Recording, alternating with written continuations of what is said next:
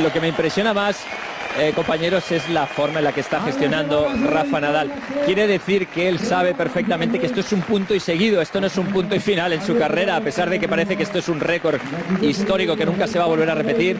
Él quiere más mientras levanta la copa. Y le cuesta un poquitín, ¿eh? Ayer tú y Beto lo intentaba y fíjate, Rafa solito estaba acostumbrado y ahí llegan ya los petardos en las instalaciones del Tenis Barcelona.